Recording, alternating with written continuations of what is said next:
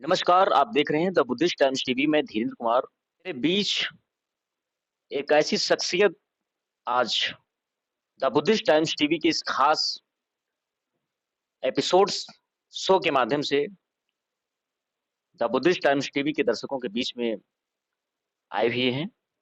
हम बताना चाहेंगे आज हम महाराष्ट्र की पावन पवित्र भूमि नागपुर में हैं और हमारे बीच आदरणीय डॉक्टर खजान सिंह भास्कर जी हैं, जो 79 वर्ष के हो चुके हैं।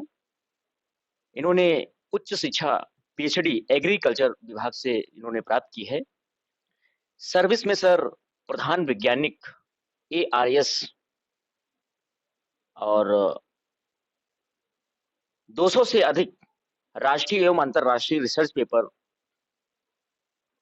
बुलेटिन बुक्स जो सर ने रचना की है और सर को राष्ट्रीय पुरस्कार से भी सम्मान प्राप्त हुआ है। तो आगे बढ़ते हैं द बुद्धिस्ट टाइम्स टीवी की इस आज की खास एपिसोड में और जानेंगे उत्तर प्रदेश के आगरा जिले के रहने वाले डॉक्टर भास्कर साहब का आगरा से वो उन्होंने कैसे नागपुर आकर के महाराष्ट्र में डॉक्टर बाबा साहब अम्बेडकर का परचम, उनके मिशन का परचम कैसे लहराया। द बुद्धिस्ट टाइम्स टीवी पर आपका स्वागत है। पहले तो मैं आप और आपकी चैनल दोनों को बहुत-बहुत धन्यवाद देता हूँ कि आप इतनी दूर से आकर के और यहाँ नागपुर की पवित्र दीक्षा भूमि पर आए और हमको हमारे घर पर आकर के हम लोगों के ऊपर आपने बड़ा एहसान किया है। आप इसके धन्यवाद के पात्र हैं। Sir, the Buddhist times TV की इस खास एपिसोड में हमारे बीच में बुद्धिस्ट टाइम्स टीवी के भारत के कोने-कोने से जो दर्शक देख रहे हैं, हम चाहेंगे डॉक्टर बाबा साहब अम्बेडकर का जो संघर्ष आपने उत्तर प्रदेश के जिले आगरा से और महाराष्ट्र में आकर के किस प्रकार आगे बढ़ाया सर, बताएं। हाँ, ऐसा है कि जो बाबा साहब का संघर्ष है एक साथ तो नहीं होता। जब हम लोग छोटे थे तो हमारे बड़े भाई श्री गंगाराम जी ने हमको जो है बाबा साहब की जो 2 बार आगरा के अंदर उनकी विजिट हुई थी, उसके बारे में जब हम बहुत छोटे थे तब बताया था उन्होंने जो है। और दोनों बार उन्होंने आगरा आकर के जो है कुछ पैसा भी जनता से कलेक्ट किया था, इकट्ठा किया था। और बाबा साहब का जो 1956 में और इससे पहले भी बाबा साहब की जो 2 विजिट हुई थी, उनमें उन्होंने पैसा ला कर के बाबा साहब को भेंट किया था। वो 2 दिन आगरा के अंदर रुके भी थे। उस समय आने-जाने के कोई साधन नहीं थे। आगरा से हमारा गाँव करीब-करीब 40 किलोमीटर दूर पड़ता है और कई 30-35 लोगों को साथ लेकर के अकेले पैदल चल कर के और वहाँ पर आगरा में आए और बाबा साहब के उन्होंने दर्शन किए।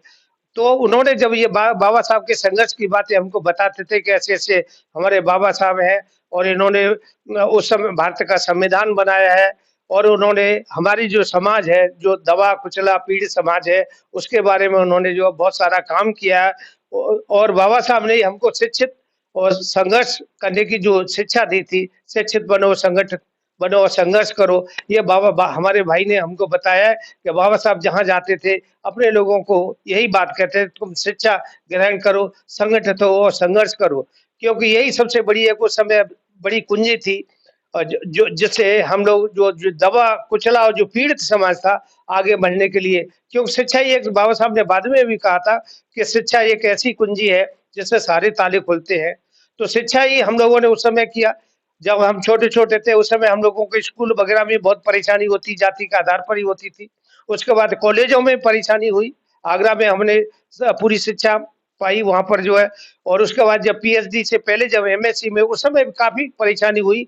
लोग हॉस्टल वगैरह में रहने नहीं देते थे। दूसरे लड़के ऐतराज़ करते थे, बराबर खाना नहीं खाने देते थे। कहते थे कि नहीं ये तो शेड्यूल कास्ट के लोग हैं, इनको हमारे बराबर खाना खाने का अधिकार नहीं है, हमारे साथ बैठने का अधिकार नहीं है, हमारे साथ रहने का अधिकार नहीं है।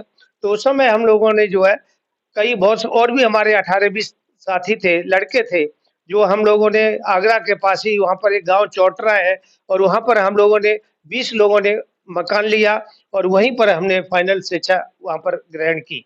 कई बार ऐसा हुआ कि आगरा बिशपुरी कॉलेज, जहाँ राजा बलवंत सिंह कॉलेज, पहले राजपूत कॉलेज बोला जाता था, बाद में वो राजा आरबीएस कॉलेज के राजा बलवंत सिंह कॉलेज कर दिया।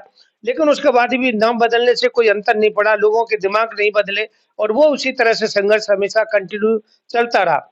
लेकिन हाँ, धीरे-धीरे करके हमारे लोगों में, हमारे लड़के जो हमारे साथी थे, उनमें भी संगठन किया, लोगों ने संगठित हुए और संगठित होकर के जहाँ बिचपुरी के अंदर यदि वहाँ संघर्ष होता था, तो जगदीशपुरा आगरा का एक बहुत बड़ा मोहल्ला है, जहाँ से सारी बसें लौट करके आती थी और वहाँ पर वो लोग जो है बदला ज़रूर लेते थे। तो हम लोगों को बड़ा उससे साहस मिलता था कि चलो ठीक है, जैसे बीपी मौर्य थे उस समय कहते थे कि यदि आपके साथ कोई अत्याचार करता है, तो उसको छोड़ो मत, उसका जो है हाल के हाल सा उसी समय उसका जो है निवारण करो और बदला लो।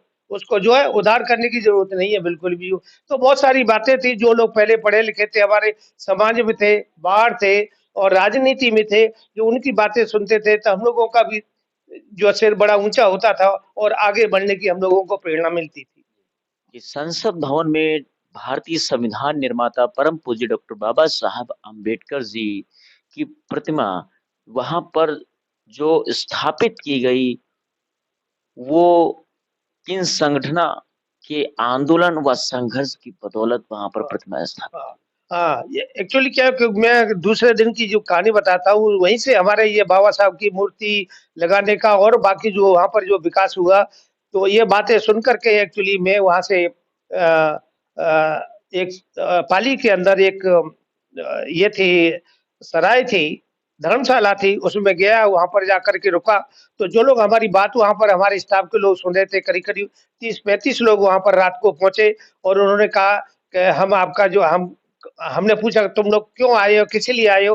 तो उन लोगों ने बताया कि नहीं, आपकी जो दोपहर को बात जो वहाँ पर जो ऑफ़िस में हुई थी, वो बातें हम लोगों ने अच्छी तरह से देखी और सुनी है और हम आपके ही लोग हैं, हम आपकी सहायता करना चाहते हो। उस पर मैंने कहा कि भई देखो ऐसा है कि मैं तो आज पहला ही दिन है मेरा, मैं आपको नहीं जानता, आप मुझे नहीं जानते, लेकिन कुछ समय बीतने दीजिए और रहने दीजिए, उसके बाद ये सारी बातें हम लोग करेंगे, देखेंगे। तो हमने उनको कहा कि वास्तव में यदि हमारे लोग हो तो हम लोगों को आप लोगों की सहायता है, क्योंकि मैं तो यहाँ पर नया आदमी हूँ और आप हमको यहाँ की जो है बातें होती हैं, जो लोग कैसे काम करते हैं, क्या करते हैं, क्योंकि मैं वहाँ पर स्टेशन इंचार्ज गया था। और तो हम लोगों को सारी बातों का पता चलना चाहिए, कौन कैसा है, क्या कराते, क्या नहीं करते, काम करते, चोरी करते, कैसा क्या है। तब उन लोगों ने मुझे समझाया कि ठीक है, हम आपको पूरी तरह से सहायता करेंगे, आप हमारे आदमी हैं और हम जो आपने यहाँ पर जो बात इन लोगों को बताई थी, कहा इतना दबंग आदमी हमने यहाँ पर अभी तक कोई नहीं आया, जो कि इन लोगों का सामना कर सके। इस तरह से ये लोगों ने हमारा और हमारे जो औरतें वगैरह होती हैं, ऑफ़िस में भी होता है, इस तरह से इन्होंने काफ़ी शोषण लंबे समय से किया हुआ है। तो हमने उनको आश्वासन दिया कि आप हमारी सहायता करो, हम आपकी सहायता करेंगे और ये हम सरकारी आदमी हैं, जितना होगा नियम के हिसाब से हम लोग काम करेंगे। हाँ, तो और उसके बाद फिर ऐसा हुआ कि हमने सोचा कुछ लोगों से वहाँ पर मिले, तो लोगों ने कुछ बताया कि नहीं यहाँ पर एक मांगीलाल आ रहे हैं। उस समय वहाँ पर लोकल एमएलए थे, तो कुछ दिन के बाद 7-8 दिन के बाद जो है, मैं उनके पास गया और उन्होंने कहा कि देखो ऐसा है, मैंने सारी बात उनको बताई कि इस तरह की बात है, इन लोगों का आचार-विचार सही नहीं है। मैं शुरू का से अकेला एक ऑफिसर हूँ, यहाँ पर साइंटिस्ट हूँ और हमारे साथ ही इन लोगों ने इस तरह की घटनाएँ, इस तरह की बातें की हैं। तो उन्होंने कहा कि ठीक है, हम आपको पूरी तरह से सहायता करेंगे, आप एक संस्था बनाइए और उसमें हम आपको जो है पूरी तरह से गाइड करेंगे। और उन्होंने ये भी कहा है कि हमारे और एमपी थे, दिनेश राय डांगी, वहाँ से थोड़ा 40-45 किलोमीटर दूर रहते थे। कुछ समय के बाद 6-7 दिन के बाद उनके पास ही भी गया, उनसे मिला, उनको भी बड़ी खुशी हुई कि चलो ठीक है, ऐसी जगह पर आप लोग आए हैं और जो उन्होंने मांगीलाल आर्य ने जो है वहाँ पर लोकल एमएलए थे, उन्होंने जो बात कही, उन्होंने कहा कि ठीक है, उन्होंने अच्छी सलाह आपको दी है, आप कीजिए, हम आपको सपोर्ट करेंगे। तो हमने सोचा कि जिस तरह से जो हमारे साथ एमएलए और एमपी दोनों हैं, उसके बाद वहाँ कोई अपना ऑफिसर नहीं था जिले के अंदर, शेड्यूल कास्ट का कोई क्लास 1 ऑफिसर नहीं था, छोटे-छोटे लोग थे, छोटी पोस्ट पर लोग थे, तो उस तरह से जो है हमने सोचा कि यहाँ एक संगठन बनाएँगे और उस समय हमने हमारे दिमाग में आया, तो हमने कुछ समय के बाद बाबा साहब डॉक्टर अम्बेडकर प्रगतिशील युवा संस्था, एक संस्था का निर्माण किया, उसको रजिस्टर्ड स्टेट लेवल का रजिस्टर्ड कराया और फिर हमने उस संस्था के तहत अपना काम शुरू किया। तो सबसे पहले हमने बाबा साहब डॉक्टर अम्बेडकर की प्रतिमा लगाने का ही प्रण किया। वहाँ पर एक केएल मीणा थे जो वहाँ पर लोकल कलेक्टर थे, और उन्होंने हम उनके पास गए, उन्होंने हमसे हमारा उनके साथ विचार विमर्श किया और उन्होंने कहा कि ठीक है, आपने जो संस्था बनाई है, इसका सही आ जाने दीजिए, रजिस्टर हो जाने दीजिए और उसके बाद हम लोग आपको पूरी तरह से सहायता करेंगे। हमको 3 लाख की पावर है और 3 लाख हम आपको देंगे और बाबा साहब की मूर्ति का यहाँ पर जो है निर्माण कराएँगे। जी। हुँ। इतिहास के पन्नों में अम्बेडकर वादियों को आपको हम बता दें कि बाबा साहब अम्बेडकर के मिशन के लिए खासकर उत्तर प्रदेश प्रथम नंबर पे रहा है। बाबा साहब अम्बेडकर जी का जो इतिहास, जो मूवमेंट था, उसको बढ़ाने वाले जो साथी रहे हैं बाबा साहब के, वो उत्तर प्रदेश से अधिक लगाव रखे हैं और यही कारण रहा कि बाबा साहब का भी सबसे अधिक जो लगाव था, वो उत्तर प्रदेश के साथियों के साथ में था। तो आगे बढ़ते हुए डॉक्टर साहब से हम जानेंगे डॉक्टर साहब उत्तर प्रदेश आगरा से आप महाराष्ट्र में आकर के आपको कैसा लगा? और आपने जो यहाँ पर अपनी जो ख्याति बनाई है महाराष्ट्र नागपुर में जो है प्रकाश ज़रा इस पर एक्चुअली उत्तर प्रदेश क्या है कि वैसे जो आगरा है, आगरा पहले से ही तमाम कई वीर वहाँ पर पैदा हुए। जाटव वीर एक दादा साहब गायकवाड़ दादा साहब जाटव वीर थे, हैं? जाटव वीर थे, उन्होंने वहाँ हॉस्टल वगैरह भी बनाया था, कुछ दिन में वहाँ भी रहा था, हॉस्टल में भी रहा था और उसके बाद वहाँ पर जो जो और भी बहुत सारे वीर हुए, महान लोग हुए, बड़े लोग हुए, पढ़े-लिखे लोग हुए। आगरा में कभी इस तरह के लोगों की कमी नहीं रही और बाबा साहब की 2 विज़िट होने से वहाँ पर जो है काफ़ी अच्छा सुधार हुआ, लोगों में बड़ी शक्ति मिली, उनको लोगों को चेतना मिली और उसके साथ-साथ वहाँ पर लोगों में शिक्षा का भी बड़ा अच्छा प्रसार हुआ और तो उस वजह से जो है जब हम लोग वहाँ आगरा के पास ही हमारा गाँव है, जब लोगों को सुनते थे और दूसरे लोग भी हमसे भी कुछ ही सालों कुछ लोग थे जो हमसे 2-4 साल आगे थे। इससे पहले की शिक्षा तो वहाँ पर बहुत काफ़ी कम थी, बहुत ही ज़्यादा कम थी। तो इस तरह से हमारे अंदर भी इस तरह की शक्ति हम लोगों को मिलती थी। जब हमसे बड़े लोग हैं, हमारे साथी लोग हैं और उनसे बड़े जो अपने हम लोग विचार विमर्श करते थे, आपस में मीटिंग करते थे, तो सोचते थे कि भई हम लोगों के साथ दूसरे लोग इस तरह से अत्याचार करते हैं, हमारे साथ व्यवहार अच्छा नहीं करते, तो हम लोगों को किस तरह से आगे बढ़ा जाए। तो ये सारी बातें जब इस तरह की होती थी, तो वहाँ ने क्योंकि हमारी शिक्षा भी हुई आगरा से ही हुई, एमएससी, पीएचडी हमने राजा भरण सिंह कॉलेज से किया।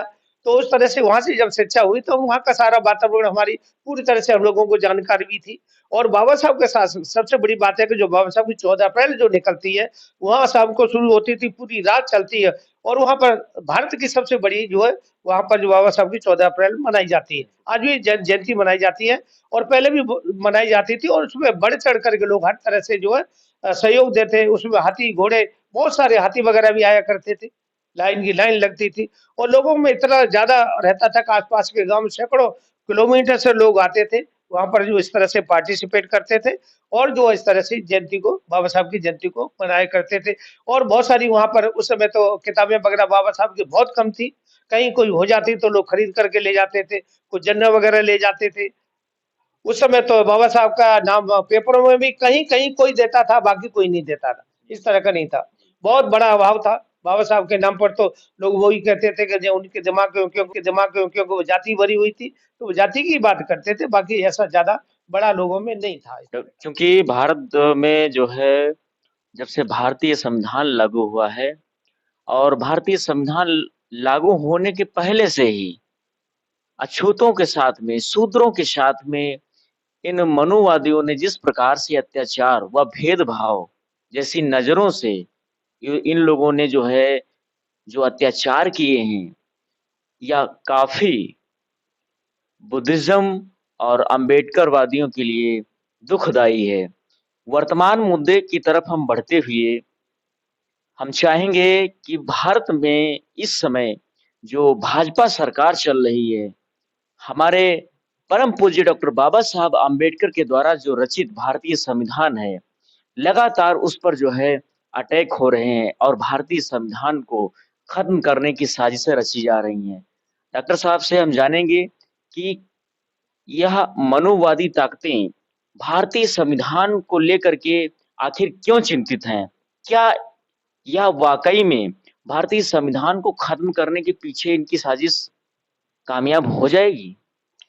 देखिए, ऐसा है कि जो आज जो हमारे देश में जो सरकार है, उनकी नीयत और उनके जो काम-काज है, उनमें बहुत बड़ा कथनी करने में बहुत बड़ा अंतर है। बहुत बड़ा अंतर है। यही महात्मा गांधी के बारे में भी ऐसा था, जो कहते थे करते नहीं थे, जो करते थे वो कहते नहीं थे। कथनी करने में बहुत बड़ा अंतर था। बाबा साहब ने खुद बोला था कि इनकी कथनी करने में बहुत ज़्यादा अंतर है। उसी तरह का क्योंकि ये तो आरएसएस की देन है और जो हमारी जो प्रेज़ेंट गवर्नमेंट है, उसकी भी नीयत ठीक नहीं है, बिल्कुल भी ठीक नहीं है। ठीक है, एससी, एसटी और ओबीसी को आगे बढ़ाने की बात करते हैं, लेकिन ऐसा है नहीं, बिल्कुल भी नहीं है। क्योंकि हमने तो लंबे समय से पूरा कांग्रेस को भी देखा है और बीजेपी को भी देखा है, बीच में जनता गवर्नमेंट को भी देखा है। तो इन लोगों की जो कथनी करने में बहुत बड़ा अंतर है। खास करके अभी जो और ज्यादा जो समस्या हुई है, कांग्रेस के टाइम में इतनी नहीं थी जितनी बीजेपी के टाइम में है। अभी तो बहुत ज्यादा समस्या खड़ी हो गई है। हालांकि हम लोग सभी जानते थे और सभी लोगों ने बढ़ चढ़ करके मोदी साहब को जो है बड़ा अच्छा वोट भी दिया है, बहुत अच्छा वोट दिए मोदी साहब को जो है। लेकिन जो उन्होंने उस समय जो इनकी धारा थी और आज जो उनका काम है, उनकी कथनी करनी में, उनके विचार में बहुत बड़ा अंतर पाया गया है एक्चुअली। क्यों? कि वो जो उन्होंने कुछ काम बाबा साहब के किए हैं, मानते हैं उस तरह से उन्होंने काम किए हैं, लेकिन उनके अंदर जो नियत है, वो नियत में कुछ खोट है, सही नहीं है एक्चुअली। इसके अंदर कुछ छिपा हुआ है, जो इस तरह से लोगों को दबा करके, डरा करके या उनके साथ कुछ अच्छा काम करके। तो भाई अच्छा काम इतना नहीं है, लोगों का जीवन आज हम लोगों की कितनी बड़ी देश में जनसंख्या है, लोग पढ़े लिखे हैं और सबसे बड़ी बात है कि जब से संविधान आया, बाबा साहब ने जो है बाबा साहब डॉक्टर अम्बेडकर ने संविधान बनाया, तब से लोगों ने पढ़ना उसको चाहा, लोग पढ़े हैं और तभी से शिक्षा और समाज का विकास हुआ है। लोग अच्छी तरह से समझते हैं कि आज जो हमारे जो समाज का विकास हुआ है, ये बाबा साहब डॉक्टर अम्बेडकर की ही देन है। ये तो बाबा साहब डॉक्टर अम्बेडकर नहीं होते, हमारे देश का संविधान ऐसा नहीं होता, तो हम किसी भी हालत में आगे पढ़ करके नहीं निकल सकते थे। और आज जो हम लोगों ने पाया है, ये सबसे बड़ा क्रेडिट बाबा साहब डॉक्टर अम्बेडकर को ही जाता है। तो उन्हीं के कारण हम लोग पढ़े लिखे और आज जो रिजर्वेशन वगैरह हुआ, उसकी बदौलत हम लोग कुछ संख्या में आए। यदि गवर्नमेंट जो है हमारी कांग्रेस गवर्नमेंट भी सही ईमानदारी के साथ काम करती और वो रिजर्वेशन को पूरा करती, तो ये नौबत कभी भी नहीं आती। आज एक बार यदि हम लोग जो लोग पढ़ लिख गए, उनके आज बच्चे देखिए, उनके परिवार को देखिए और उनको खुद देखिए, जो अच्छी जगह पर आया, उनका सारा सब कुछ अच्छा हुआ, उनका जो है अच्छी पोस्ट मिली। उसके साथ-साथ उनका शारीरिक, मानसिक और आर्थिक विकास भी हुआ, जनता सामाजिक विकास भी बहुत बड़ा हुआ उसमें। उन्होंने अच्छे-अच्छे लोगों को जब आदमी खुद आदमी का पेट भरा रहेगा तो शरीर में ताकत आई, अच्छी शिक्षा हो गई तो आदमी आगे बढ़ेगा, अच्छी पोस्ट पर जाएगा। जब से अच्छी शिक्षा ही नहीं हो तो फिर आदमी कैसे क्या करेगा उसके साथ-साथ। और शिक्षा होने से आदमी जब अच्छी पोस्ट होगी, लोगों के पास पैसा आएगा और अपने बच्चों को पढ़ा ले पाएँगे, अच्छे कपड़े पहन पाएँगे, अच्छे घर बना पाएँगे और समाज को भी कुछ कंट्रीब्यूट कर सकेंगे। ये सबसे ज़्यादा शिक्षा का बहुत बड़ा रोल है इसमें जो है। और तभी से जो है हम लोगों ने देखा है कि आज भी जो हमारे लोगों की स्थिति है, सभी लोग ऐसी नहीं है, बहुत बड़ी जनसंख्या है देश में जो है।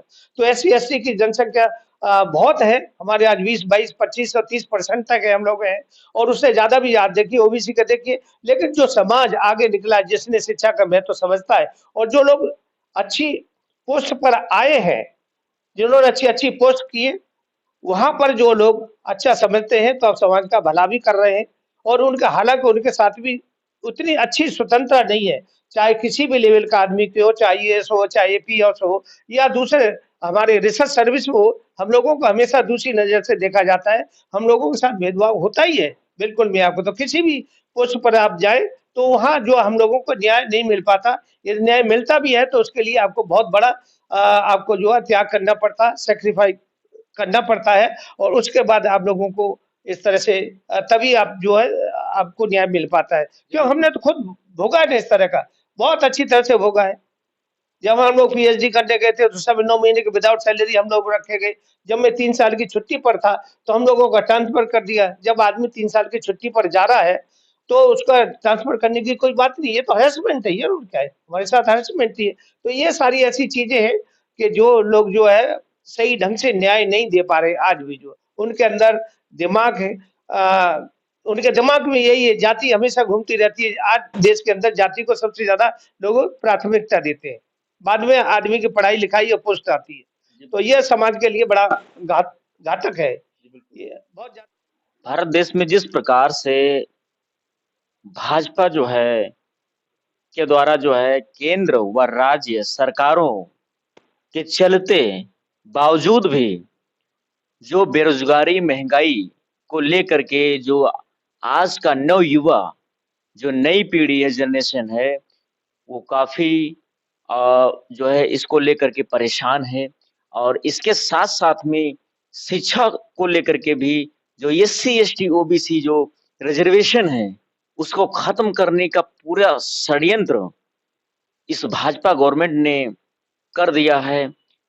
क्या लगता है सर, भारत का संविधान अभी भी सुरक्षित है? देखो, भारत का संविधान जो हम तो बहुत लंबे समय से देख रहे हैं एक्चुअली, उन्होंने जब पूरी तरह से लागू ही नहीं किया तो अब तो उसकी सुरक्षा की भी बात शुरू हो गई है।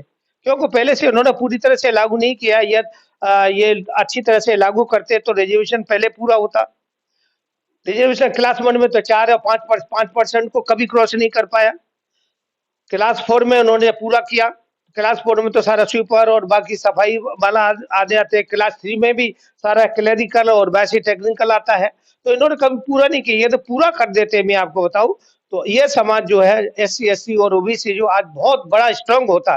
क्योंकि बाबा साहब ने भी कहा था कि शिक्षा एक ऐसी सैनी का दूध है, जो शिक्षा जिसने पाई और जो शिक्षित हुआ, अच्छी तरह से अच्छा उन्होंने अच्छी जगह पाई, अच्छी शिक्षा पाने के बाद अच्छी पोस्ट भी उनको मिली और जब अच्छी पोस्ट उनको मिली तो उनके बच्चे वो खुद अच्छी जगह पर अच्छा पालन-पोषण कर पाए, उनका रहन-सहन, खान-पान हुआ और उसके साथ उनकी औलाद, उनके बच्चे हैं जो है, आज वो भी अच्छी शिक्षा पा कर के अच्छी जगह पर हैं। तो रोटी, कपड़ा और मकान ये तो सबसे बड़ी हमारी बेसिक रिक्वायरमेंट है, बेसिक नीड्स है। यदि वही हमने हमारी पूरी नहीं हो पाती है, तो आदमी बढ़ेगा कैसे? ये तो उसके लिए सबसे ज़्यादा ज़रूरी है। अच्छी शिक्षा के लिए आपको अच्छा दिमाग चाहिए, अच्छा खान-पान चाहिए, तो वो तो लोगों को मिल नहीं पाता है। जहाँ गरीबी यहाँ तो हमारा जैसे हमारे पीछे छाया होती है, उस तरह से पीछा कर रही है। तो जब तक हम गरीबी से बाहर नहीं निकलेंगे, तब तक हमारा दिलो-दिमाग स्वस्थ नहीं रहेगा, साउंड नहीं होगा। जब हमारा दिलो-दिमाग स्वच्छ होगा, साफ-सुथरा होगा, साउंड होगा, तो हम लोग अच्छा पढ़-लिख पाएँगे। दूसरों के साथ अच्छे से अच्छा कॉम्पिटिशन होगा और हम आपको बताएँ कि हमारा जो समाज है, वो ईमानदारी में किसी से कम नहीं है। अच्छी तरह से काम करता है, ईमानदारी के साथ काम करता है और तभी उनका जो है सर्विस के अंदर भी उनका निर्वाह हो रहा है, नहीं तो लोग नहीं वो करने थे। दूसरे लोग हैं क्योंकि उनको बचाने वाला नहीं है।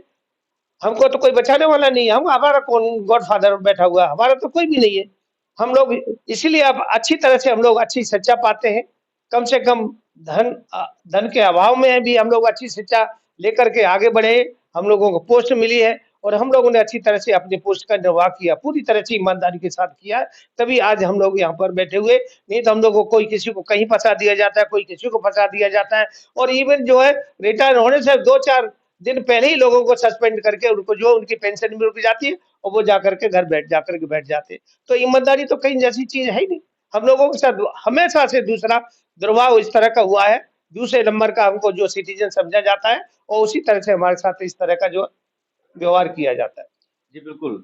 जैसा कि सर ने अभी बताया शिक्षा को लेकर के, डॉक्टर बाबा साहब अम्बेडकर का शिक्षा को लेकर के काफ़ी उनका जो है मुद्दा अहम था कि पहले शिक्षित करो, संगठित करो, उसके बाद में संघर्ष करो। कि शिक्षा वह शेरनी का दूध है जो पिएगा वही दहाड़ेगा। साथियों, वर्तमान में लगातार जो भाजपा सरकार के द्वारा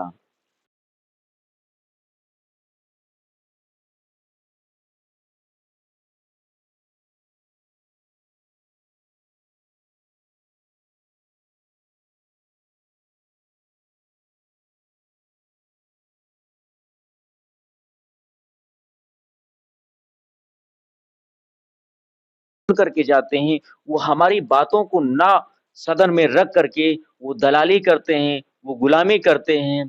तो यह जो है भारत के संविधान और डॉक्टर बाबा साहब अम्बेडकर जी के नाम लेकर के यह हमारे ही समाज के लोग गद्दारी कर रहे हैं। इसलिए यह ज़रूरत है कि भारत के संविधान को बचाने के लिए बाबा साहब आम्बेडकर के विचारों को सही मायने में आगे बढ़ाने के लिए समझ जाइए, सावधान हो जाइए, आने वाले समय में ऐसी सरकारों को आप सभी को सोच समझ करके जो है आगे वोट करें और आगे बढ़ें, तभी सही मायने में शिक्षा मिलेगी। जो बेरोज़गारी है, यह बेरोज़गारी दूर होगी और पढ़े-लिखे लोग हर जगह समझे जाएँगे, उनको सादर सम्मान मिलेगा। साथियों, अंतिम सवाल के साथ में आज के लिए बस इतना ही। अ, द बुद्धिस्ट टाइम्स टीवी के दर्शकों से जो है सर का आखिरी संदेश। नहीं, हमारा सबसे बड़ा संदेश यही है कि शिक्षा के ऊपर अपने जो हमारे जो लोग हैं, शिक्षा के ऊपर सबसे ज़्यादा ध्यान दें। शिक्षा ही एक ऐसी है, जब हम शिक्षित हो जाएँगे, तो हम भी शिक्षित तो होंगे ही, हमारे बच्चे भी होंगे, उनके आने वाली पीढ़ी भी शिक्षित होगी। और बाबा साहब ने एक बार कहा था, शिक्षा एक ऐसी सिरनी का दूध है, जो पढ़ेगा, जो दूध को पिएगा वही दहाड़ेगा। तो सबसे बड़ी बात है कि जो आज हमारे यहाँ जो गवर्नमेंट चल रही है, उन्होंने शिक्षा को ही खत्म कर दिया है। सरकारी स्कूल की इनकी हालत देखिए, प्राइवेट में सारा कर दिया। अपने लोगों के पास इतना पैसा नहीं है कि लोग उनकी पढ़ा सकें बच्चों को और उनके बराबरी कर सकें। तो ये तो सबसे बड़ी बात है कि जब आप किसी के घुटने तोड़ देंगे और बाद में कहेंगे दौड़ लगाओ, तो कैसे लगाएगा? ये तो बहुत बड़ा हो रहा है, गलत हो रहा है। सबसे एक तो पहले ही उन्होंने शिक्षा पूरी नहीं की और शिक्षा किया जो कोई शिक्षा में जाता भी है, बहुत सारे ऐसे लोग हैं, चाहे एमएससी में है, चाहे पीएचडी में, कितने लोगों के साथ अत्याचार किया, उनको वजीफा देते तो उनको नहीं मिलता, स्कूलों में वजीफा नहीं मिलता, कॉलेजों में वजीफा नहीं मिलता। पीएचडी और जो लोग जो दूसरी और हायर एजुकेशन में जाते हैं, उनमें या इंजीनियरिंग में जाते हैं, वहाँ नहीं मिलता, डॉक्टरेट करने जाते हैं, वहाँ नहीं मिलता। फिर कैसे होगा बताइए? उनके लोगों को तो सब कुछ मिलता है, सारा सब कुछ, और दूसरे लोग सहायता करने वाले भी हैं। और हमारे जो लीडर हैं ना, एक्चुअली जो बाबा साहब ने कहा था, बाबा साहब ने एक बार ये भी कहा था कि हमारे पढ़े-लिखे लोगों ने धोखा दिया। वो बाबा साहब की बात 100% सही है, क्योंकि लोगों ने धोखा आज भी हमारे देखिए 160-161 जो है एमपी है हमारे, जो है राज्यसभा और लोकसभा में है। और अलग-अलग राज्य की जो सरकारें हैं, उनमें वो लोग अपने कर्तव्य का निवारण बिल्कुल भी नहीं करे। सर वोट के लिए आपके पैर छुएँगे, पैसा भी देंगे, सारा सब कुछ करेंगे, लेकिन जब वो न्याय की बात आती है, लोगों को आगे पढ़ाने-लिखाने की बात आती है, उनकी सहायता करने की बात आती है, उनको गाइड करने की बात आती है, उनको एनकरेज करने की बात आती है, या उनकी कोई भी कहीं किसी तरह की जब मारकूट होती है या इस तरह की घटनाएँ हो जाती है, कोई सामने नहीं आता। सिर्फ बेकार के कुछ लोग आ जाते हैं, वो अपना समय निकालने के लिए, अपना नाम आगे करने के लिए या कैमरा पे आने-जाने के लिए, बाकी लोगों को भला नहीं हो रहा है, कहीं भी नहीं भला हो रहा।